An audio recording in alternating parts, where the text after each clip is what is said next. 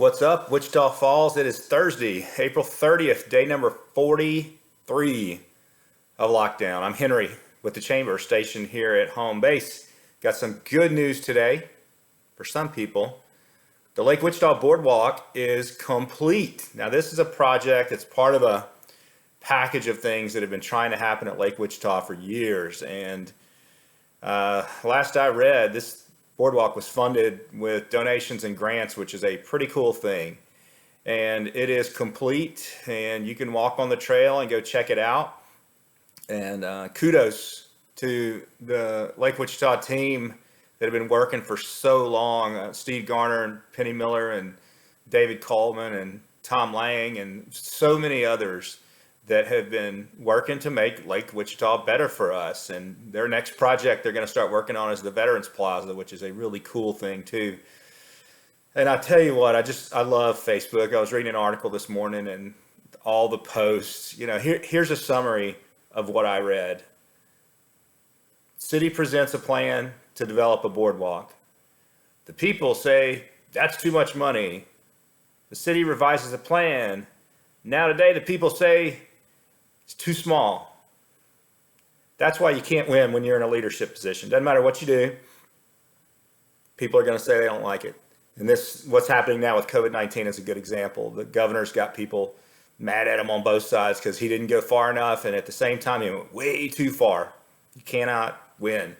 So yesterday I had lots of calls and messages from you, still people trying to figure out, what can I do? Can I open this business? What rules do I have to follow and that sort of thing? So keep doing that. I am happy to help you figure it out so you're not on your own.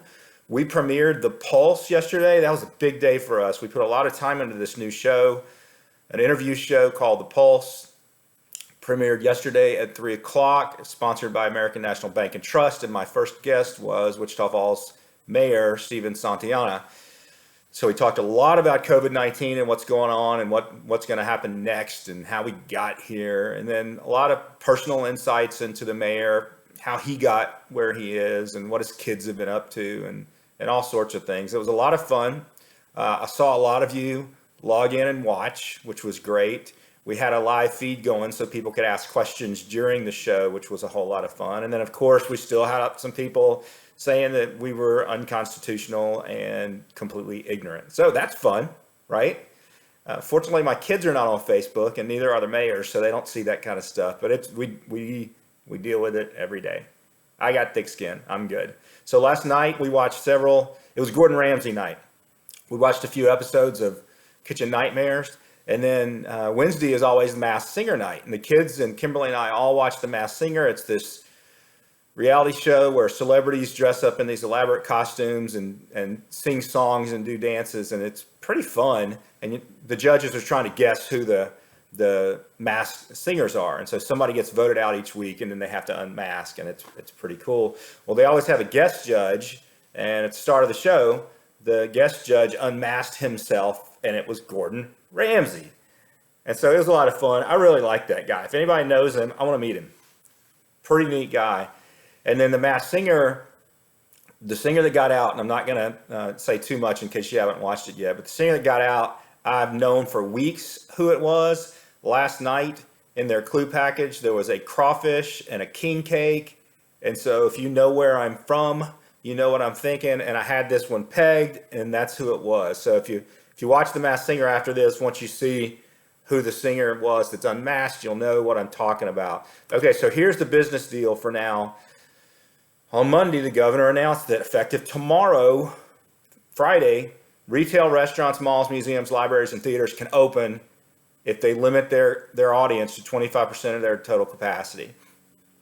Some of you are going to open up. Some of you are not. I've already read quite a few restaurants are not going to open up because, frankly, 25% occupancy is not enough to make some restaurants profitable, considering the added expense they'd have to go through just to open. And then the process to how do you limit to that many customers, and then people are going to have to wait and they're going to get upset. And so there's a lot of restaurants that are just going to stick with their curbside and takeout and delivery services for now. And hey, that's your right. We salute you for that. Remember, if you've got questions about what this means, let me know.